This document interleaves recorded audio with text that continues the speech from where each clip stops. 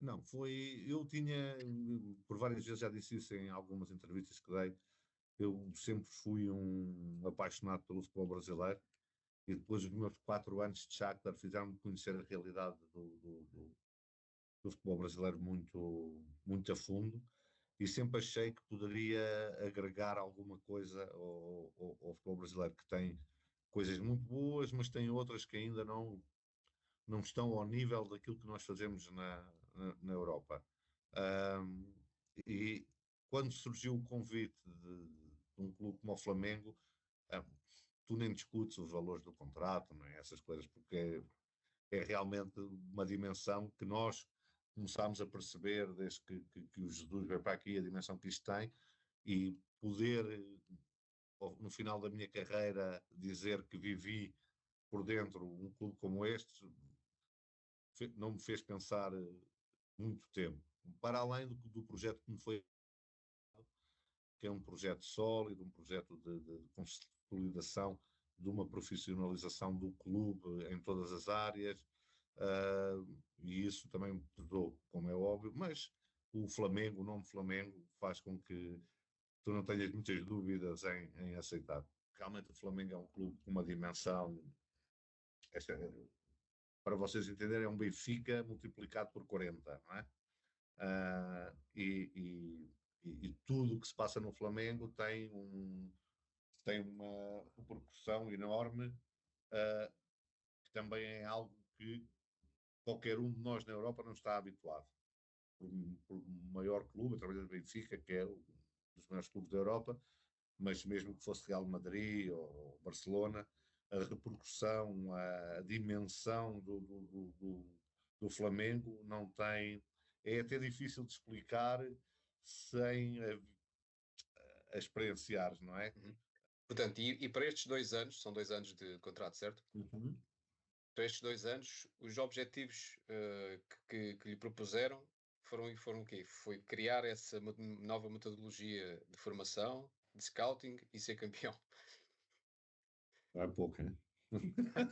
Não, não, foi essencialmente criar uma estrutura profissional, ou seja, em que o decisor no futebol seja alguém que é profissional, que vive disto, não é? Porque se não tiver sucesso, o normal num profissional de futebol é ir embora, o normal num vice-presidente é se não tiver sucesso, continua, não é? Porque é um cargo estatutário.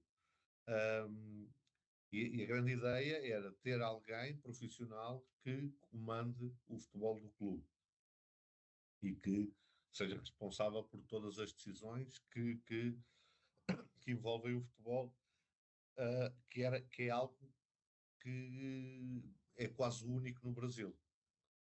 Ou seja, não teres um vice-presidente acima de ti, alguém que é o responsável pelo futebol, é pelo menos no Flamengo algo que é feito pela primeira vez. E, e dar essa responsabilidade, dar uma estrutura, toda ela profissional, em que as decisões são tomadas por profissionais que realmente, se as decisões não forem bem tomadas, e muitas vezes nós no futebol sabemos que até são bem tomadas e a bola não entra, mas alguém que é responsável. Não é? Alguém, não é só o treinador que é responsável, é o treinador e há um diretor de futebol que foi responsável por uma série de, de decisões no futebol profissional, uh, e que é tão responsável como o treinador nas vitórias e nas derrotas.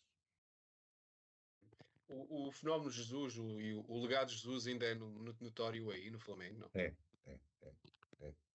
Uh, Até porque eu sou português, não é? Porque também trabalhei com ele, mas o Jesus foi realmente aqui eu diria, no curto período que ele teve aqui, um deus. Pelo que ele ganhou, até pela forma. Depois de. Mas realmente um, é um fenómeno de popularidade, das pessoas gostarem muito, mesmo muito dele, ah, que tem, na minha perspectiva, tem a ver, como é óbvio, com os resultados que ele conseguiu, ah, um futebol também atrativo, que aqui no Flamengo não basta ganhar, é preciso ganhar, dominar, é preciso ter um futebol atrativo. Ele uniu essas coisas e depois a personagem também que todos nós conhecemos daquilo que é Jesus, não é? Daquilo que é a sua personagem. Uh, Acho que ao contrário do que muitas vezes acontecia em Portugal, das pessoas terem algumas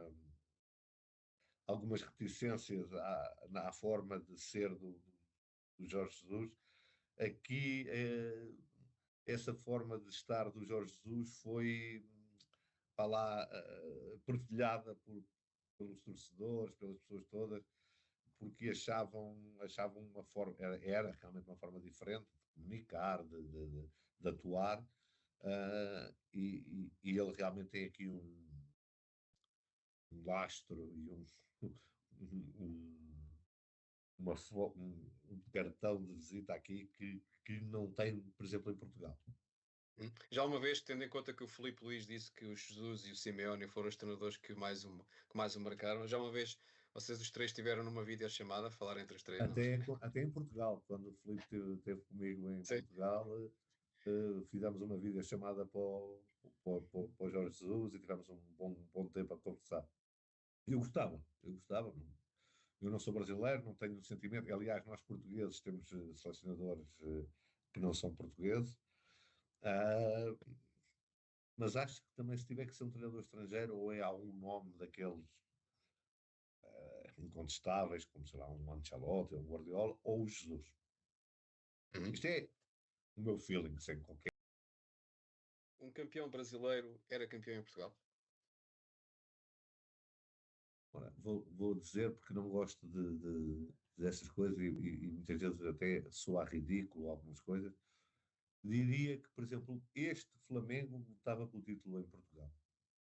Este que está a construir. Este Flamengo, que até nem é construído por mim, a maior parte dele, mas este Flamengo onde eu estou hoje lutava pelo título em Portugal.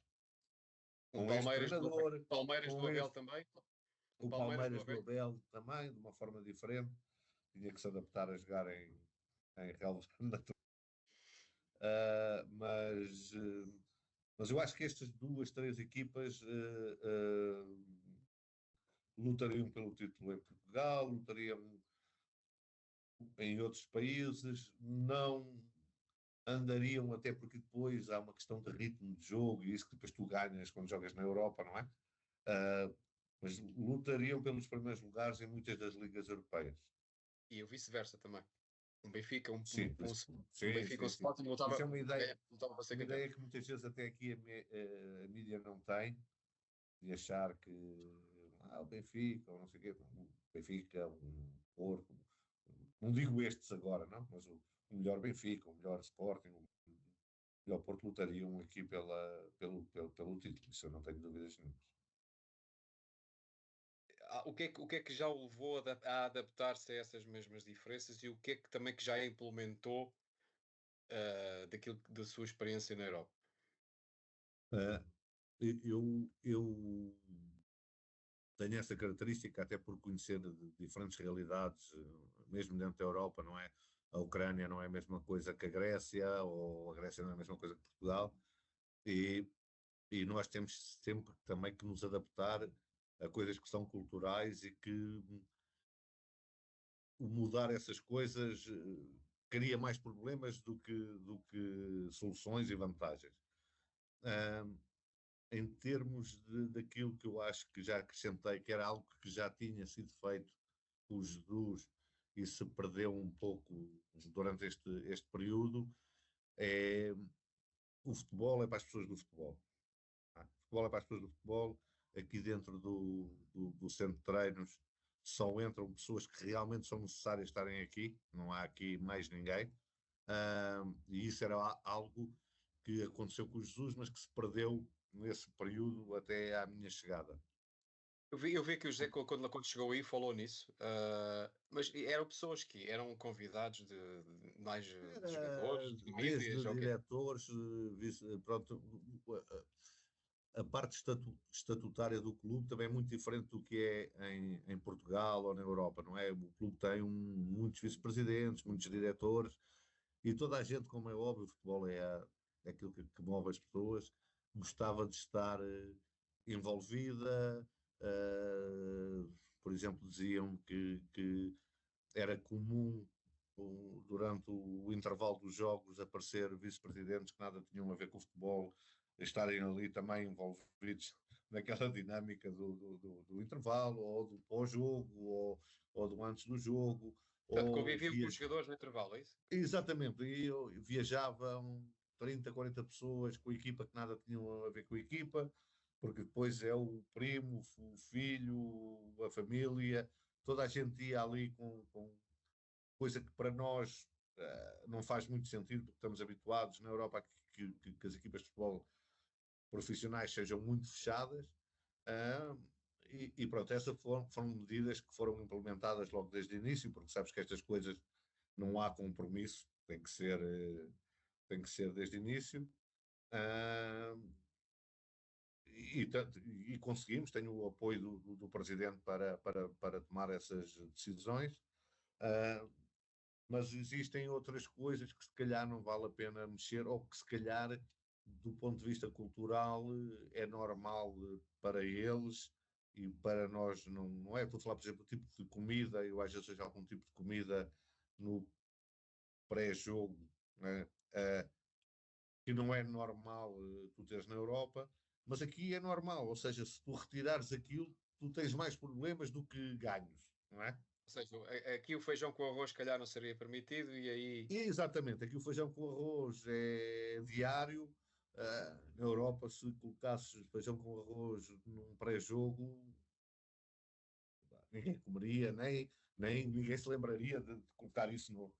Mas há aqui uma coisa também muito boa, que é eu tenho uma boa interação com o Filipe Luís, que me explica também essa parte cultural, não é? Ele que teve a sua carreira quase toda na Europa, e depois também aquilo que é cultural e que se calhar não vale a pena mexermos, ele apoia-me muito nisso também. Não, a ideia que eu tenho, até porque eu tive do outro lado, não é? Do lado que vinha buscar jogadores ao Brasil, ou seja, nós nunca viemos ao Brasil buscar jogadores que fossem fortes fisicamente, intensos, não, vinhamos buscar talento, técnica, capacidade de desequilíbrio. E aquilo que eu penso, e também falando com muita gente ligada à formação aqui no Brasil, criou-se a ideia que o europeu queria um jogador mais evoluído do ponto de vista físico ou tático, então começou-se a apostar num tipo de jogadores e a perder-se outro tipo de jogadores que realmente eram esses jogadores que se vinha buscar ao Brasil, não é? Um jogador diferenciado, um jogador intuitivo, e isso perdeu-se um pouco, na minha visão, perde-se um pouco por essa ideia de que era preciso formar jogadores à imagem da Europa. E isso para mim é uma mentira enorme, porque a Europa sempre veio buscar foi jogadores diferenciados, porque se vier buscar jogadores que sejam só fortes fisicamente, intensos, nós podemos ir à Noruega e comprá-los bem mais baratos do que aqui, não é? Ah, e eu acho que isso foi algo que se perdeu aqui no Brasil, ou que se está a perder. Nunca se vai perder completamente, porque isto é um país enorme e que continua a ter uma componente de futebol de rua ainda muito grande, mas aquela coisa de que na Europa eles gostam dos jogadores assim, não é mentira. Não, na Europa, o que a gente vinha buscar ao Brasil era aquilo que eles faziam, não é? E não aquilo que a ideia que eles tinham que o europeu queria. Eu acho que com isso se perdeu um pouco da essência do futebol brasileiro, uh,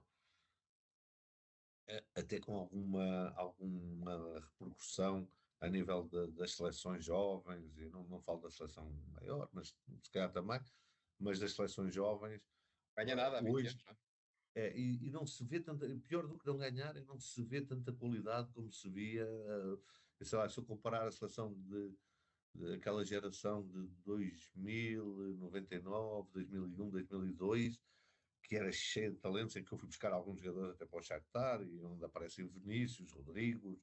Esse, se tu olhares hoje para esses escalões, tu não vês isso. Não vês, portanto, algo se passou, num período de 6, 7, 8 anos, não é? Que se calhar já vinha mais atrás, que fez com que tu olhes hoje para o Brasil e jogadores diferentes daquilo que tu podes encontrar na Europa, tu não vês muita coisa. Não, num sentido, aquilo que eu penso é, ah, há coisas que são feitas de uma forma estruturada e pensada, e há outra coisa que é fazer as coisas por modismo, não é? Por moda. Ah, isto é, assim como eu não penso que todos os treinadores brasileiros são maus, também não penso que todos os treinadores portugueses são bons, não é? Aquilo que se passou foi com o sucesso do Jesus, eu acho que se criou uma moda de pronto, todos os treinadores portugueses são como o Jesus, e isso não é verdade. É óbvio que a minha percepção é que o treinador português é um treinador mais bem preparado do que o treinador brasileiro, ou pelo menos do treinador brasileiro que normalmente roda entre as equipas da primeira liga aqui. Uh, Agora, não são todos os treinadores portugueses que são bons, nem são todos os treinadores portugueses que são mais bem preparados, mas é verdade que esse sucesso dos treinadores portugueses também está a influenciar, e aí a minha experiência é trabalhar com um treinador brasileiro agora, não é? Que é o Filipe, que tem também uma escola de Europa e de perceberem que há algumas coisas táticas que realmente quem vem da Europa é diferenciado em relação a quem é brasileiro. Porque Surge aqui ainda não, hoje. não são só Sim. treinadores brasileiros. Eu não sei a percentagem, mas se calhar mais de 50% são treinadores estrangeiros que estão, porque há muitos argentinos também. Sul-africanos, sim, sim. É. O, E, por o, exemplo, aqui uma coisa que eu ouço é que a escola de treinadores, a formação de treinadores na Argentina está um pouco mais evoluída. Não faço ideia se isto é, mas é voz corrente Percepção. aqui que isso se passa e, e pronto, eu acho que uma coisa é fazer as coisas estruturadas, outra coisa é fazer por moda, que fez com que também se trouxesse muitos treinadores portugueses aqui, que na minha opinião, isto é minha, não tinham ainda nem capacidade para treinar clubes aqui na Série A. Eu acho que sim, porque a qualidade da liga aqui, a todos os aspectos, é muito grande. Eu lembro-me de há uns anos atrás que o Jesus disse que aqui a liga poderia ser mais, ou era mais competitiva e mais atraente do que a Premier League, e que foi gozado por toda a gente. Eu não chegaria a tanto, mas não sei se há na Europa ou no mundo uma liga tão competitiva como a brasileira, onde ainda não começou brasileiro e uh, existem 6, 7, 8 clubes com pretensões a ganharem o título. Isso, isso faz com que a liga seja muito competitiva. Hoje em dia também os valores que se pagam aqui são bastante interessantes e capazes de cativar os jogadores da Europa, principalmente em ligas menores ou de menor dimensão financeira, como é o caso também da Liga Portuguesa, tirando os três grandes. Ou Portanto, seja, é capaz de ser uma tendência para continuar. mas- Para as cinco grandes ligas, não diria, não é? Porque, sei lá, estou a pensar, porque conheço também a mentalidade do jogador português. Se for para um clube das cinco grandes da Europa, não sei se viria para o Brasil, por isso. Agora, entre, sei lá, jogares num Estrasburgo e jogares no Flamengo, eu acho que o jogador português escolheria o Flamengo. então agora deixa-me armar em jornalista brasileiro e perguntar diretamente. Ela contratava algum português agora, não? Até contratava alguns, mas esses são aqueles que ainda não vêm para aqui. São aqueles que já Mas estão no Benfica, no Sporting, no Porto, ainda não têm. Ou seja, a Liga Brasileira não tem essa capacidade de penetração nos três grandes portugueses. Mas o facto de terem regressado também alguns jogadores brasileiros de super nomeada à Liga, aqui no Flamengo o Danilo, o Neymar no Santos, o Coutinho está no Vasco. Isso também faz, porque esses jogadores tiveram toda a sua carreira na Europa, também faz com que haja referências, sei lá, se tu falares com um jogador europeu que jogou com o Danilo, vai-lhe perguntar como é que é jogar no Flamengo, como é que são as condições, como é que é, e isso vai trazer, está aqui também o Depay, não é? No Corinthians, eu acho que isso vai atrair mais jogadores europeus para a Liga aqui no Brasil.